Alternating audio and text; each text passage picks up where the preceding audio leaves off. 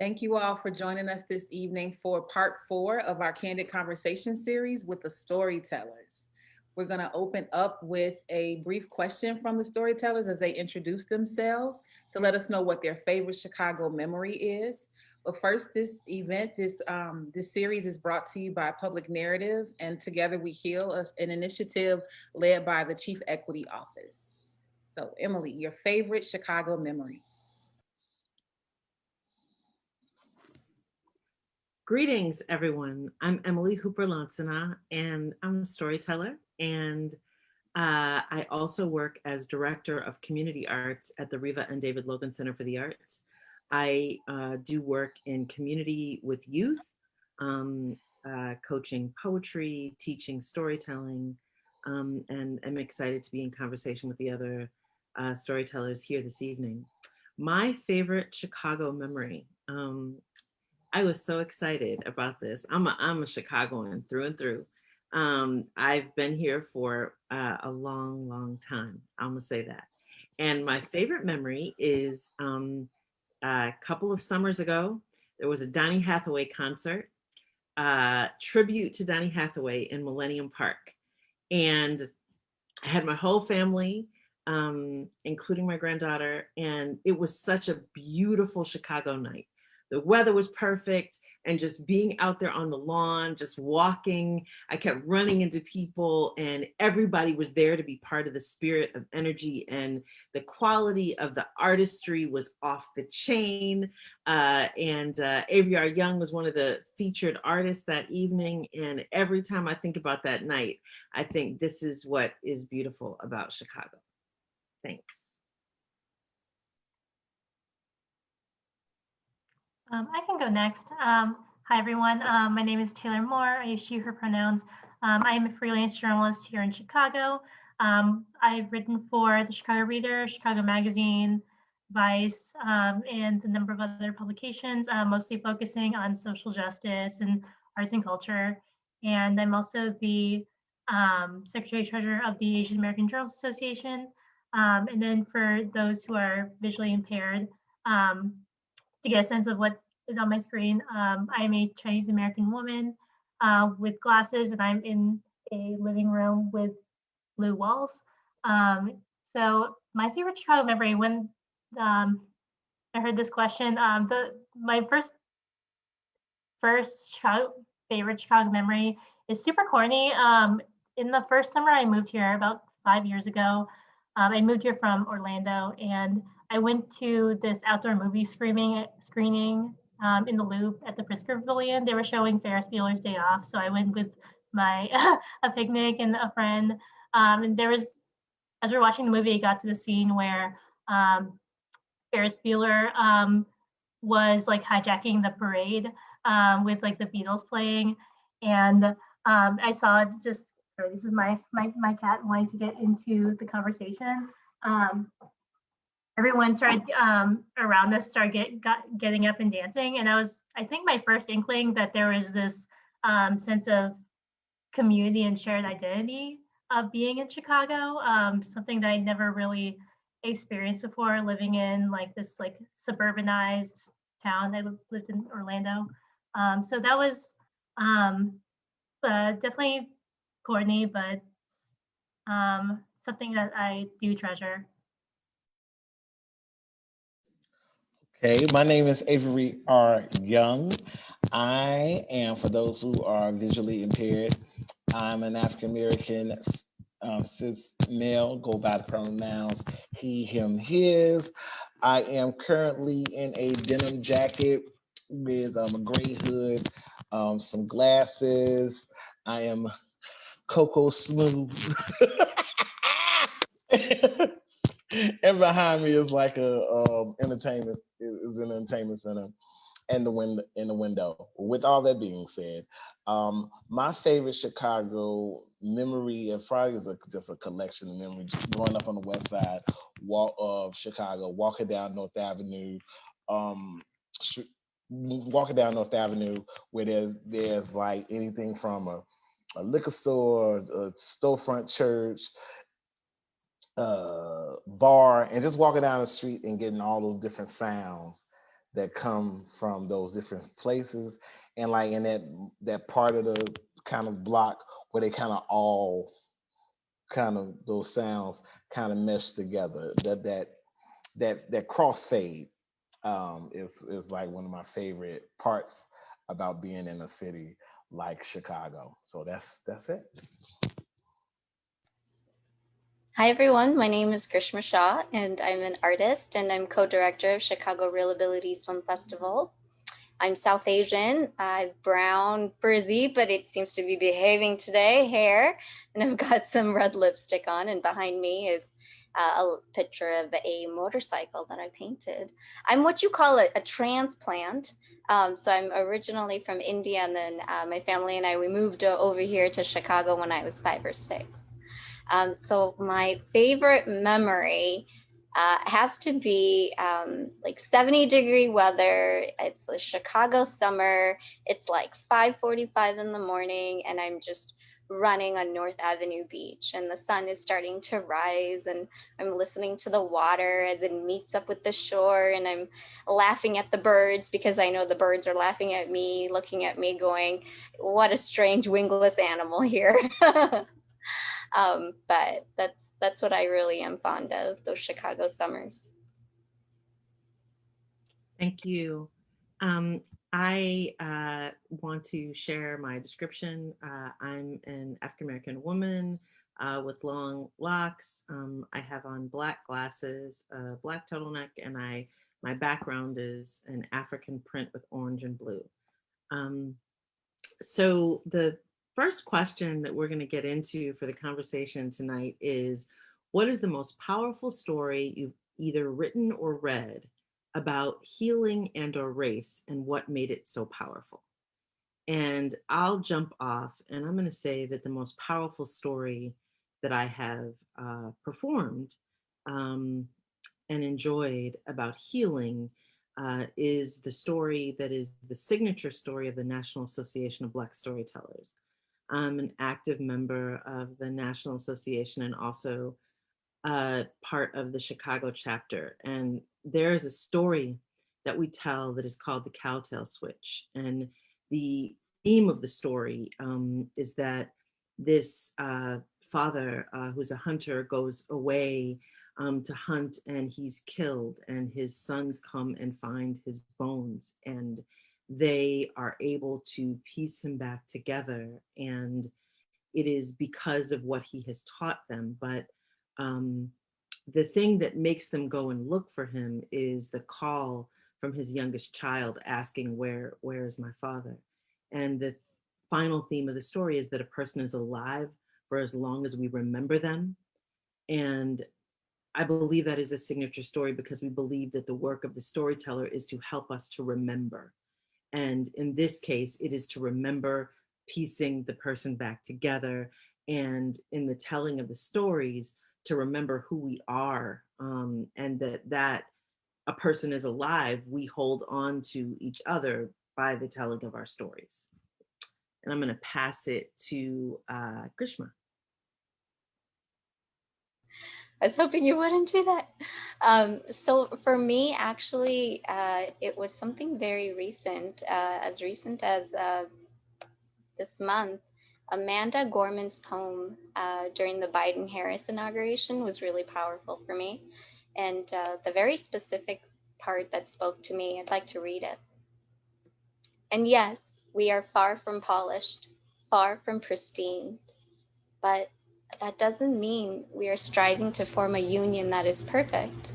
We are striving to forge a union with purpose. And while she was speaking to all of us, I felt like she was also speaking to me independently, because she was telling me, don't fear your imperfections, because it's through our imperfections that we're able to strive for purpose. So it's a profound moment for me, because um, I think it's great talent to be able to speak to so many people, but then also to feel like, are you sure you're not speaking to just me? I'm gonna pass it to Avery. Thank you, Grishma. I was that's beautiful. That was a very powerful moment to see. Amanda Gorman in that platform to read that poem, and it's like, wow. The youth gonna get it. The youth gonna get it. Gonna get us together. Gonna get us all the way together. That's what's gonna happen. I think for me, it's probably um, a story or a poem that I wrote about Emmett Till. It's called Emmett Till the Remix. Um, I wrote it because I was in a school that was on Emmett Till Boulevard, and I was speaking to a class of like 7th and 8th grade young men, and they didn't know who Emmett Till was. And I was like, well, hold up, you walk past his name every day. And so I wrote this piece, and I've been performing it for a long time, and and there's been spaces when I performed, and it's been a very powerful space because of the energy that's in the room, and there's always impactful moments, but it's powerful to me because it is probably one of the first pieces that I wrote where I realized what I could do through storytelling, through language, with how I have forged a conversation about race and equity in America. So that's why I have that as the most like powerful thing and whatever, because it's a piece where I recognized my work in this conversation, in this overall conversation, right, and my contribution to it. Taylor. Thank you for sharing, Avery. I'd say one of the most meaningful stories I've been able to work on as a journalist was one I did in the fall. It was a story for the Chicago Reader about Chicago Public Library's new media program. I will get too in the weeds, but essentially over the summer, because of the library cutting in-person programming because of the pandemic, they ended up laying off their contracted workers who were the U Media mentors. So the people who operated and taught like activities like in STEM, in art, in fashion, music to these teenagers. And it was a story that was meaningful to me because it was something that the Chicago Public Library was very clearly like trying to cover up. When I would reach out to the spokesperson, they would just tell me like there wasn't a layoff, like we just don't have any need for programming anymore. But what became apparent to me as I was speaking to U Media mentors who were laid off and essentially like kind of like left in the dark about like the circumstances under which they had been laid off, it became really clear to me how important the teens who came to U Media were to them. And the space is just so special. The main one is in Harold, Washington, but they're all across libraries in Chicago. It became really clear that this was a space where Black and Brown teens could just come in and hang out or learn about science or learn how to record music, could learn how fashion design works, and it was unstructured activities, and it's just a space for them to be themselves and for them to be able to get guidance from people who weren't their teachers or their parents. Um, and what became clear to me was that it was not just like a just like a layoff story. It was also a story about racial equity in the way that um, when like push comes to shove, it's always the things that benefit Black and Brown people who does the thing to get axed. As public schools and as community spaces and things like that just get eroded. This was a really special space for a lot of teens, and it's not something that even if like the library goes back to normal a year from now or later this year, with like the vaccines and everything, it won't exactly be the same because the same people won't be there. So that's something that was a story I really cared about.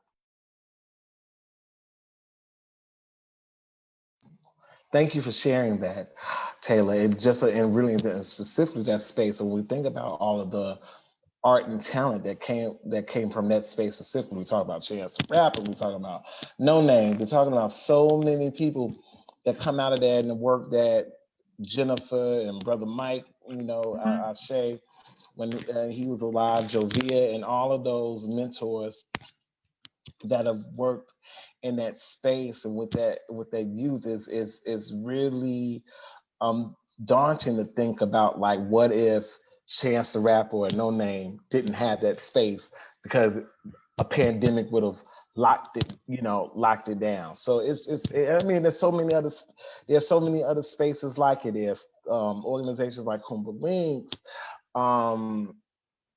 even the work that what Emily and I are doing with Rebirth over at the Logan Center. That's not a space where they can come and rehearse. We've been rehearsing them on Zoom, and it's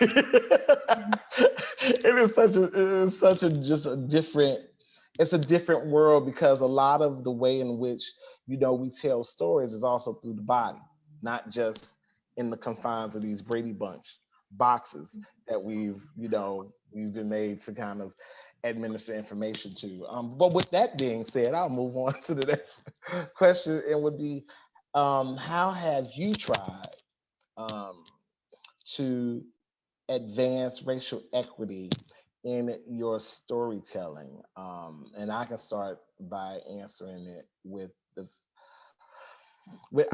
so that's a very different kind of question for me, or a situation, because I feel like my work is presenting the work of the experience that I've lived, which is as an African American male, and a lot of my narratives is about what happens to African American people. I am intentional in presenting a spectrum of Blackness, right? That Black people is not, or any people in that sense, is not a monolith, that there's so many variations of us. And I'm also intentional to also present these Black stories as stories of humanity, and not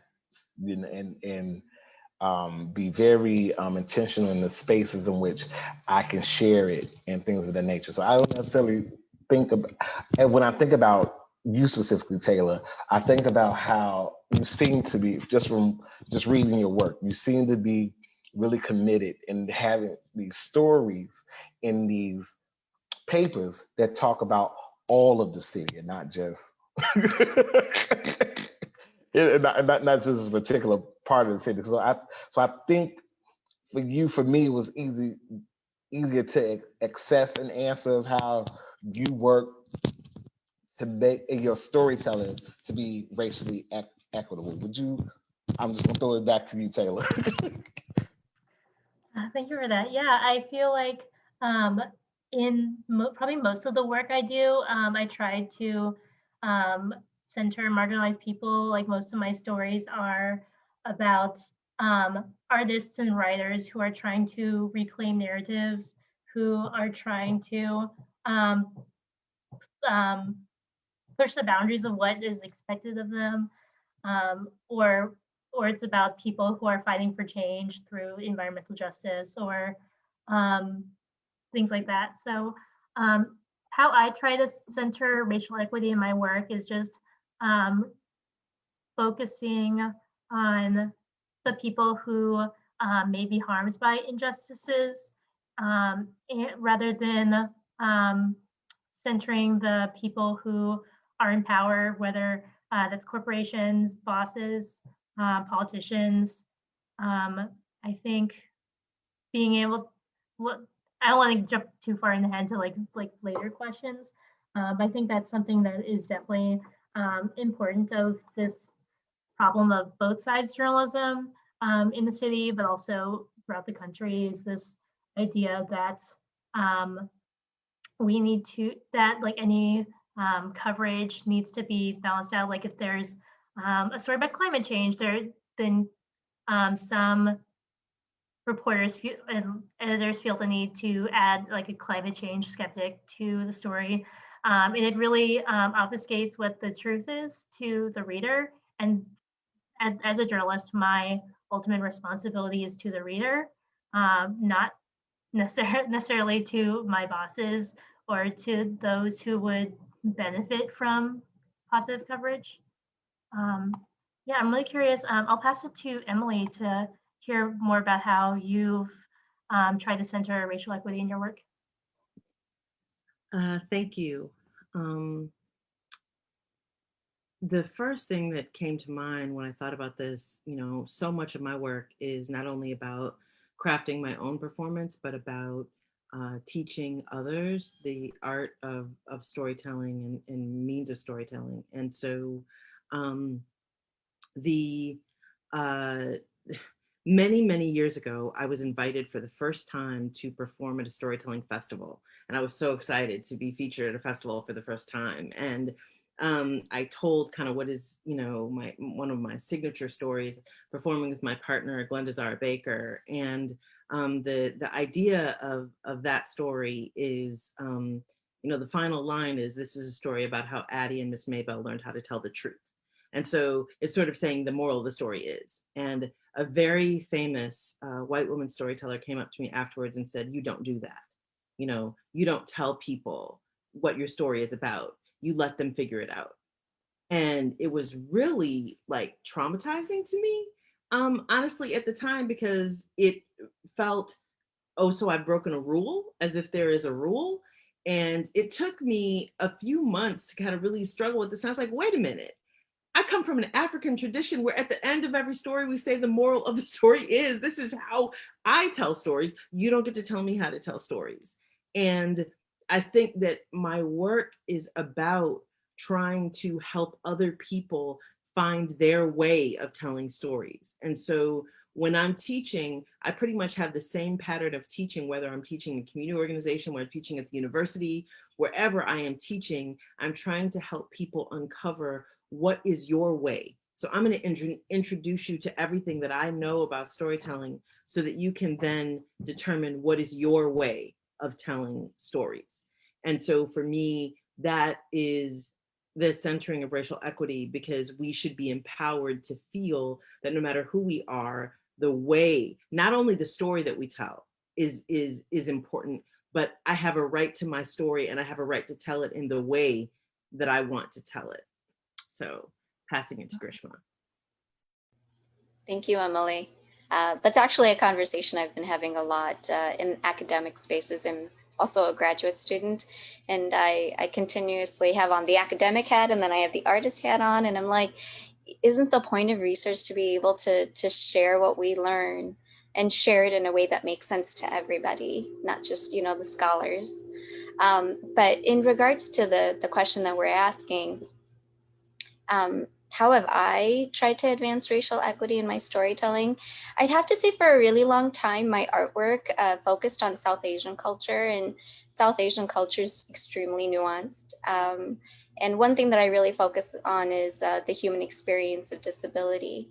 But I want to say starting 2020, I realized that I needed to expand and explore culture much more broadly. And that includes race. And that also includes bringing in different sides of the same story. Because often I feel like people will say, okay, us versus them. But if you have a story that encompasses the usness and the themness, then I feel like it just becomes the we.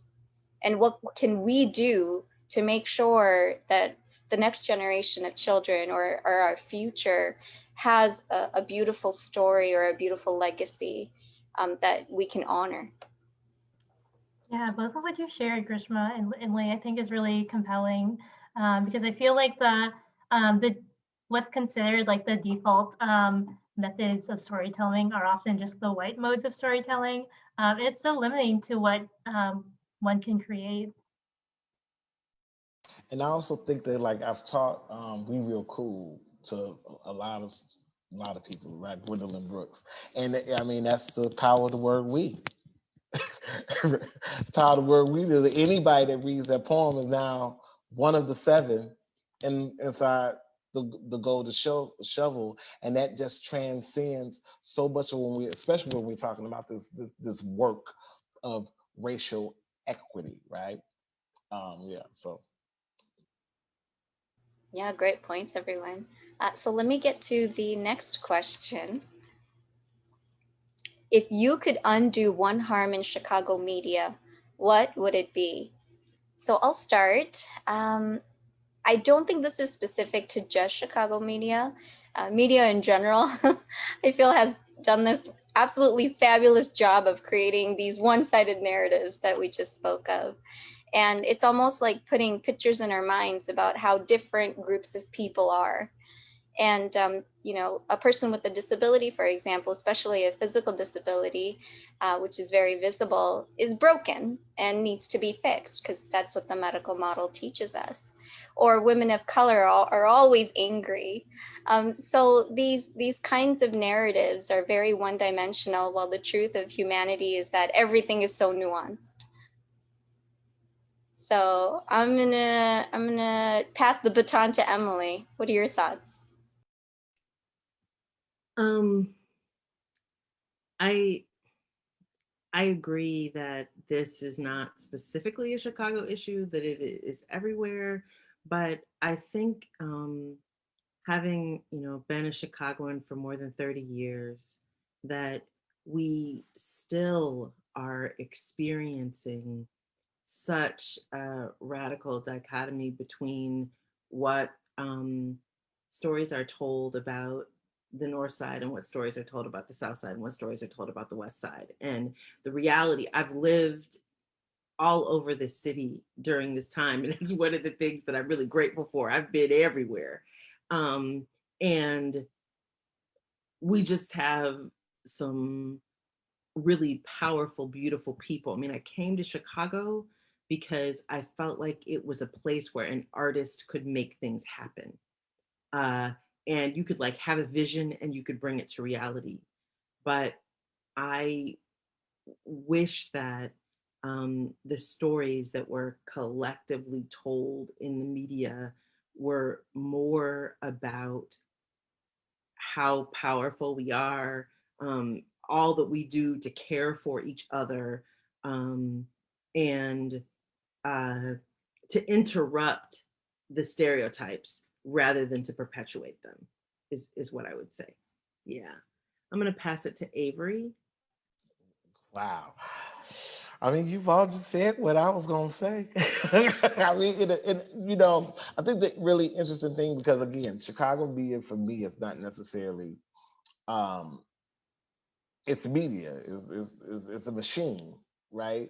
Um, I know though, as a person who is a Chicagoan who is also a creative, who has had like opportunities to travel throughout the world, the media is very responsible of the reaction that I normally get when I tell people I'm from Chicago. Right? It's, oh, it's dangerous.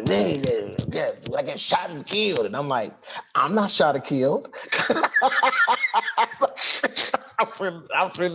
I'm here with you. That is, and yes, it has happened, and yes, it happens. Um, but I also believe that the media can only present the practice of the citizens. So, and in that, it also then has the power to figure out the ways in which to shift an energy of a space by, again, the stories that it tells. Is the news will say we only reporting what happens, but the actuality is you really can't, because again there's so many nuances. There's a, you all know who works in media, there's an angle of a story, and there's a very purposed angle of a story, because the whole point of them is I need people to watch my news channel at 6 o'clock. I need people to read my magazine. I need people to read my articles. So I have to implement things that make people, because even in now this social media world, the clickbait, right? So you read things and it's so misleading. You read the titles and it's so misleading to what it is you get. So, you know, media is a monster. It can be a monster, and I just wish it did more of the powerful work of shifting the energy, because it has the power to shift energies. You know, that's what I think mostly. If I can interrupt, I have a little story. So I've kind of moved around as as I'm a forever student, and I moved from the suburbs to the city. And one of my friends was like, "Hey, I'm coming over to see you," and I said, "Great, I'm in Bridgeport. Come on over." And they're like, "Wait, hold on." So they Google it. They're like, "Oh, that's too south. There's way too much violence." And I said, "No, Bridgeport's lovely. What are you talking about? Violence happens everywhere. It happens in Schaumburg. Like, you're totally fine. You can come over." And they're like, "No, no, I'll pass. Thanks so much." And I said, "Okay, okay." But, it goes back to what you were saying. It's these stories of, what happens in the city and the violence. But I mean, violence happens in Schaumburg too. Violence happens in Skokie too, but we don't really talk about that stuff. We just talk about violence equals Chicago, which is not really true. No, it's not true at all. Well, Emily and I had worked with some cultural partners, John and Maria from Global Rights, which is an organization in Yonkers, New York. And we were meeting at a school like on the west side of Chicago, and they were late to the meeting. The reason why they were late to the meeting was because they were pulled over by the police, because these are two white people in the west side neighborhoods. Of course, they're looking for crack. But this is the product of the narrative of the media. Like, if like, why are you over here on Polk in Albany, right? This is Chicago, the city. You white folks, you're almost over here somewhere in Lincoln Park. When I get pulled over and asked, "What am I doing in Lincoln Park?" and I'm just like, "Chipotle right there." So, I'm going to Chipotle. I can't go to Chipotle in Lincoln Park. Oh, okay, okay. Well, I don't know, but this is a lot of also what the media perpetuates, right? Where we can be, and what doesn't look right, and it's like I said, and it encourages then the practice of the citizens. Yeah, absolutely. I think that's such a huge problem of like the media acting as a loudspeaker for like just long existing prejudices, and for the people in power who have investment in certain narratives of the South and West Sides being dangerous. Or I feel like we, and that like I, as a journalist, I'm also like really critical. That's also something I spend a lot of time on as someone part of the Asian American Journalists Association, as part and part of the Headline Club, which is the Society of Professional Journalists chapter, is thinking about how can we correct the inequities, and how can we. I feel like that's like that's a somewhat daily fight even in like my circles, but I think it's just so I wholeheartedly believe that um, the city would not be as stratified if the media had not used their platforms as like a loudspeaker for just people in power for the past like 100 years. And that made me think of something, Avery, when you'd mentioned how people um, think like react when they hear that you're from Chicago. I'm also wondering about how your work as people of color has been may have been misinterpreted by the media, particularly by white journalists. That's something I'm really curious about as someone who also covers arts and culture.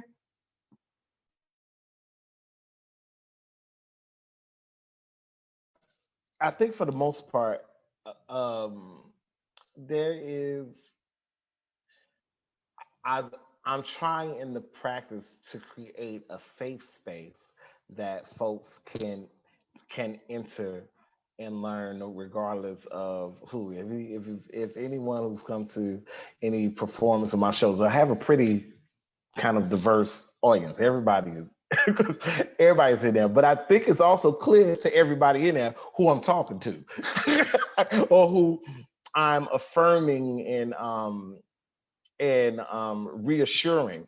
And I think I present it in a space in which people respect that's what I'm doing, because it's not an insult of anyone else, right? You don't have to praise, you don't have to insult a thing to praise another, right? So that's, and I think for the most part, at this point where um things are being written, I've had to,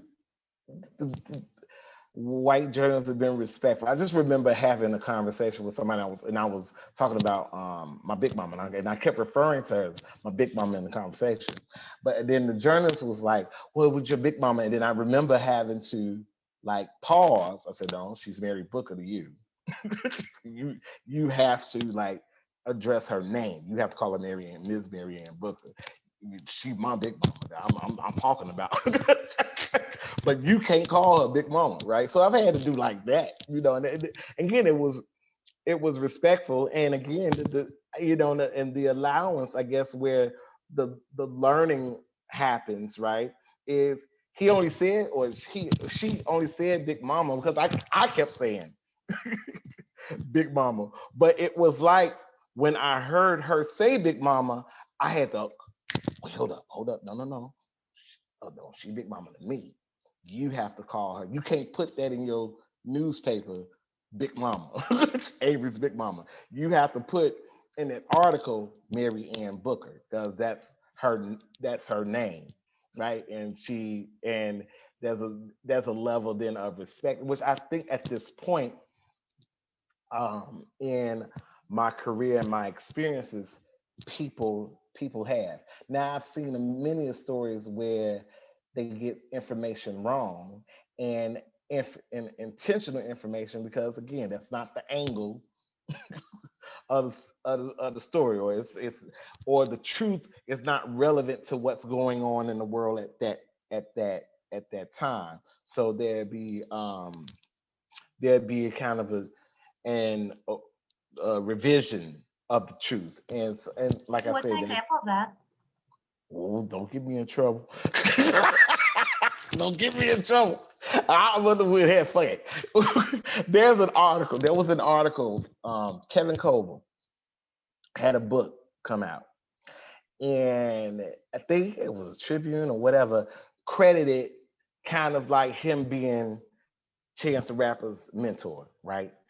As opposed to any and everybody else know, like how it went down, right? But the newspaper included Chance the Rapper because one Chance the Rapper gave a quote, right? But it was like Chance had just won the Grammy or whatever, like a couple of days before the article came out. And like I said, that's how that narrative gets um, misconstrued. And so now, and I don't think, again, I just get very sensitive because for me at that moment, I'm like reading about a story about Jean Michel Basquiat and Andy Warhol and how that, and I'm just like, okay, so we just can't be great on our own merit. Right? So there's always like, so yes, stuff like that, you know, happens. And like I said, you just got, at this point, you have to be very vocal about making sure that truths aren't revised for the sake of selling a story, right? So people can click on that. So people can click on that story. So that's the work.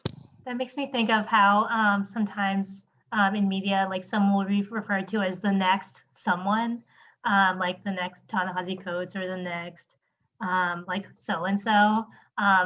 Is just I'll move on from that, but I'm curious, Grishma and Emily, also if you have any feedback on that, of that question of if you feel like your work has ever been misinterpreted, or if there's been just like a moment of disconnection in like how people have interpreted your work?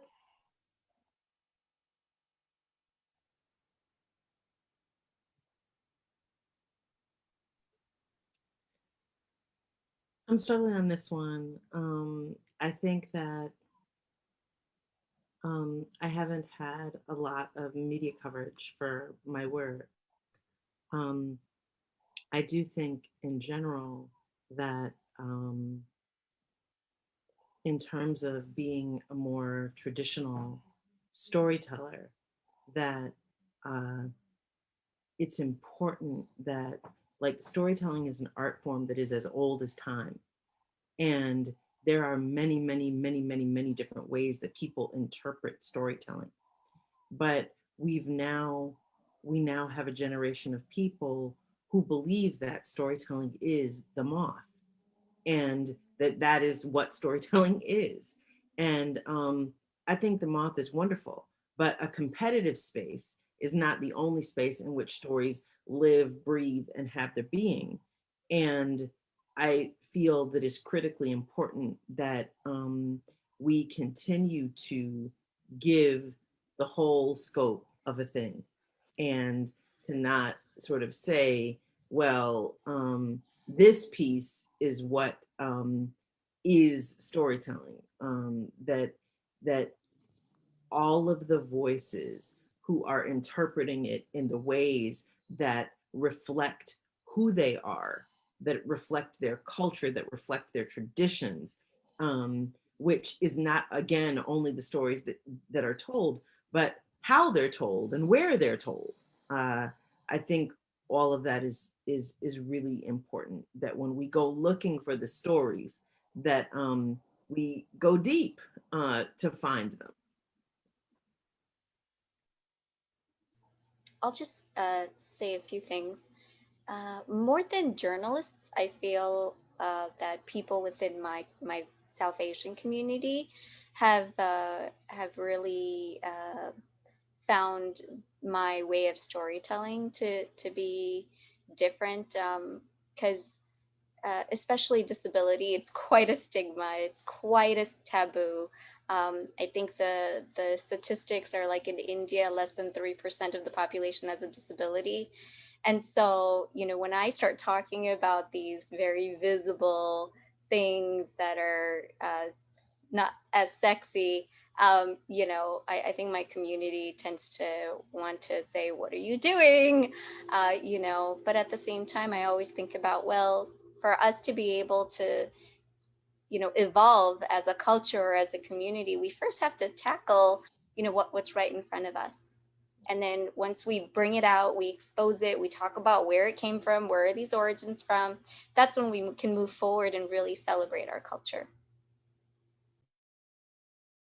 Absolutely. Thank you for sharing, Grishma, Emily, Avery. I'll move on to the next question. So, next question is: imagine you're writing a story, or you know, directing a film, or whatever your media of art is. Imagine you're creating that piece of art in 2031, 10 years from now, about how Chicago has become more equitable. What is the story you would hope to write? I think for me, a story that I would hope to write is one that where one thing that's been on my mind is just the overwhelming question of like what to do with climate change, because that will also inevitably disproportionately affect Black and Brown people in the city, with the heat and the Great Lakes and everything. Is thinking about how Chicago has the opportunity to become just a a leader in becoming more green and decarbonizing and becoming a more livable city for future generations. I think that there's really little excuse for, especially since we have, in a democratic city, and one that is progressive. Um, I would love to see more of a thrust behind that, and in putting more resources toward that, so that people so that our people can live past like 2060. So I'll pass it on to Emily. I think that when I imagine a more equitable Chicago, one of the key things is that our city will care about all of its children, and that our children will feel that the city belongs to them, and not my city is my block or my neighborhood, but my city is Chicago and it belongs to me. And I believe that one of the most wonderful things about uh, raising a family in Chicago is that my children have felt a sense of community, being connected to, wonderful mentors like Avery, and friends who are like family, who are artists and cultural workers, and they have seen artists and cultural workers actively working and being about change. But I cannot deny that there has been significant trauma that they have experienced, despite everything that I have done to try to shield them from it, because of the uh, difficult realities that we experience here. Things like, at one point, they were in school on the north side, my youngest two, because the there was an excellent autism program there, and I have a child with special needs, and I want him to feel like everybody in this city cares Did about she him. get He has a frozen? right to this city, as much as anyone That's else. me. And um, with my youngest son, he was having difficulty in one of his classes, and I went to talk to his white male teacher about it, and he said to me, "Oh, the problem with him is that he's lazy," and it just he discounted his intelligence so immediately. And at that point, I knew I'm not going to fight you anymore. I'm not going to come up here anymore having discussions with you. I am taking my child to a place that is safe. Um, and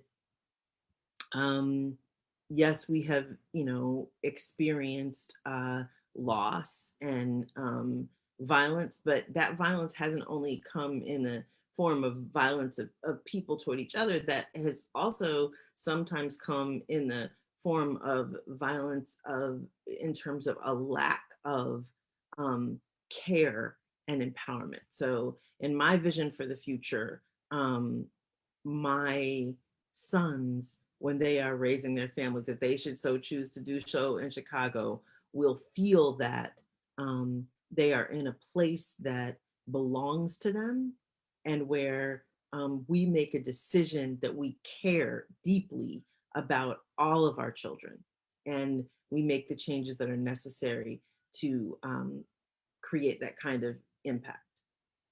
I'll pass it to Grishma. Thank you. I may have taken this like very literally because it would, for me, I thought of it as a children's story about Chicago being the main character who showed their friends, who would be Chicago residents, real examples of friendship and respect for everyone, especially during COVID-19. And the reason why I gravitate towards children's stories is because I feel that they are the influencers of our future, right? So if they are able to understand what it really means for there to be equity and love and friendship, then we're gonna be in really great hands. Avery, Yes, passing it to you. something happened and I was knocked out and I'm back in, but it's all good. So I've missed some of those answers. I do know my note earlier to myself about this question. I wouldn't write such a story. Oh, it's not my work. Equity is in policy. And anybody that understands, and any and everybody that understands it, understands equity is not about you having what I have, right? Equity is that I lose something so that you can have. right? And that is, I can be more intentional in gathering the fortitude that I am equitable in my practices in what I'm doing as far as work, what I'm doing as far as administration with the floating museum. But I understand equity and true equity um, from the lens of the creators or from the creatives and from um, um, anyone who will speak on it and write about it and do all these things. Yes, it influences, but if it does not change through policy, right? We just gonna be talking about equity all the time. We just gonna be talking about equity all the time. There was, there was a time where gentrification was considered redlining. So we just switching names to the same shit. So it's so policy, right, has to shift. And for us to talk about equity, yes, the children, we teach the children um, better, but who elects a 23-year-old in the office, right? Most people that we have a 70-something-year-old president, not a 28-year-old with all of these fresh ideas and things of the nature. So like that question or that response to me is real complicated because for me, equity is totally in it is a matter of policy. And yes, as an artist, as a creative, as a citizen of a city, I can do my work in um, I can do my work in mentoring and teaching and all of all these good things. But if I'm not meant, if the person that I've mentored is not the next mayor or legislator to put these these things in order, like Onam, Emily's son, was going to school to be a lawyer, right? So he has the opportunity to work in policy in in the ways and to get equity and think, and we would hope that what we've planted and put into Onam, right, carries into spaces where there can be where real change can, and that's if Onam wants to even be a want to do that. He's 22 years old. He can change his mind tomorrow about what he want to be in life. You know what I'm saying? That's, but ultimately equity is about policy. And if policymakers are not having this conversation about what they can do and be intentional about equity, and it's so much about like um everything about who is represented in those spaces when these policies are being made, right? Then we gonna have this conversation forever. Like, yeah, we're artists. It's our job to imagine the best of this world. It's our job to present the best of what humanity can be. That's what we do as artists, right? But we still live in a world where somebody is working at the best of their pocket. At the best of their pocket, and you got to be understand if you want to, if there's more money in things being the same as there is in things changing. I will say one thing. What about the fact that we're all constituents and that, we can connect with our policymakers so that our voices are heard, so that we are at the table? What about those? I feel like it's very important for us as constituents to be, leverage our agencies and connect with those that we've elected. Okay, and again, I think that is how we believe democracy works, but it's not. It's not. How many more people got to go in the streets and, and tell people stop killing black folks, black and brown folks? How many more people got to keep doing that, right? And we tear shit up every time it happens, right? How many more times we going to do that for the policymakers to say, "Hey, we need to change something," you know?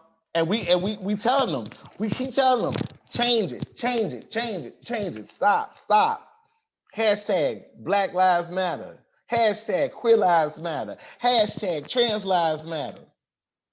This is what we've been doing. We've been telling the policymakers, change this shit. They got to do it. They got to do it. They got to do it. It has to be more than profitable to be a politician. See, now I'm preaching, but it has to be. It has to be more than profitable to be a politician. Because some of the stuff that's happening in this administration right now don't make no sense to me for the person to be in the position that they're in. And I'll leave that alone if I get in trouble. I would just add that when we talk about equity, that it is critical that we talk about policy. It's also critical that we talk about money and how money is distributed within the city and what that means for the places we live, the places we work, the places our children go to school, the things that format the day-to-day progress of our lives. Because being someone who has lived all over the city, it's not equitable distribution across the city. And so 10 years from now, I would hope that policy and money would make radical change.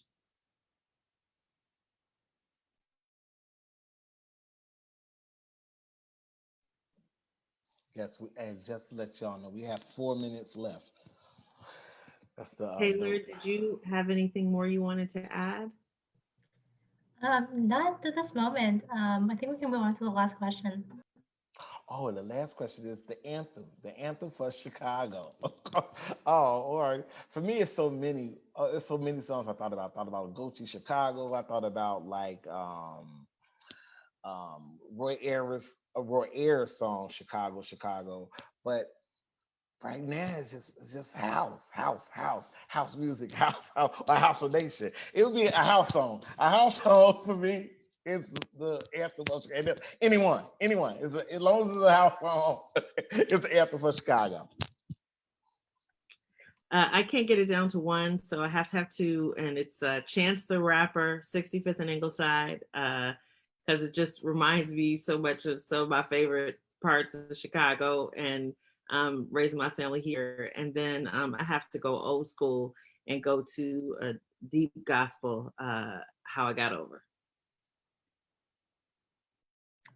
I think mine is probably Sufjan Stevens' Chicago. He's not even from Chicago, but like there's definitely this like oneness type of like energy to that song that I really appreciate.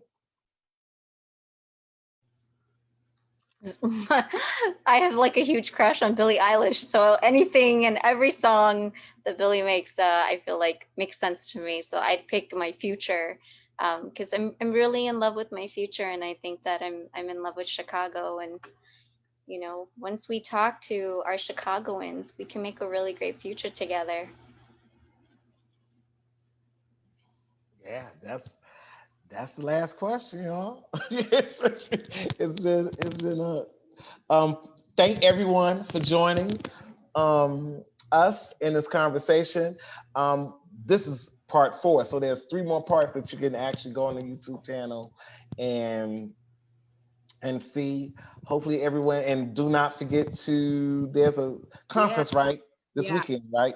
I'll tee you up on the closeout. So first and foremost, I just want to say thank you to everyone. This was such a beautiful conversation. It is a treasure to sit and witness. So just thank you all for being exactly who you are, living the lives you live, and contributing the work that you contribute. I loved every second of it. So thank you.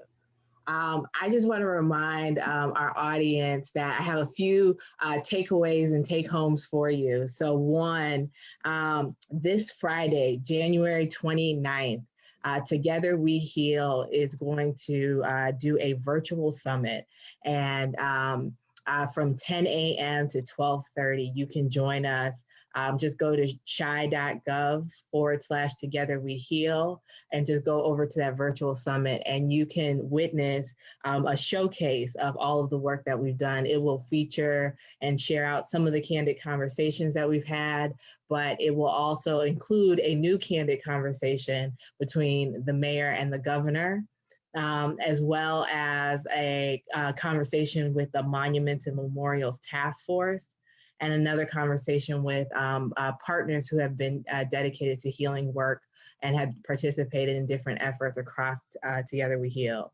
There'll be music, there'll be good word. It should just be a good time for us to come together and just have yet another Chicago moment. So join us Friday, January 29th from 10 a.m. to 12:30. No registration needed. Just pop over to this website at that time and you can check it out.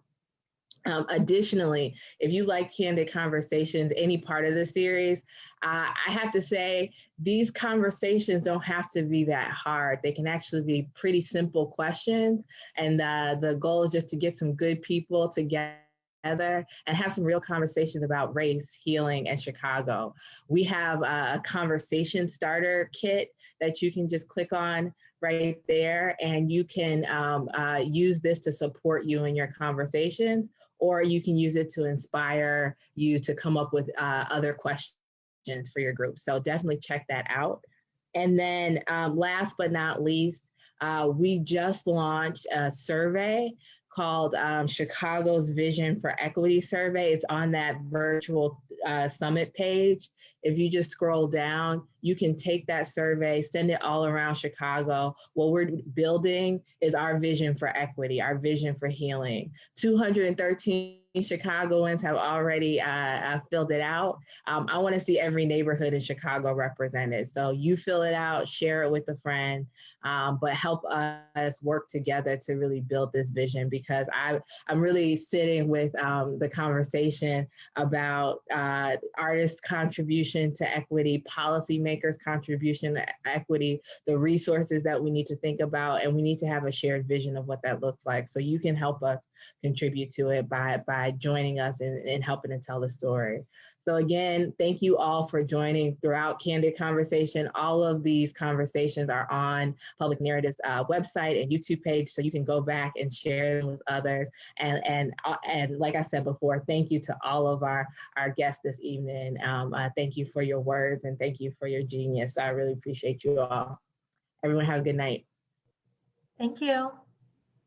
This was a It's been a pleasure. pleasure. Thank you.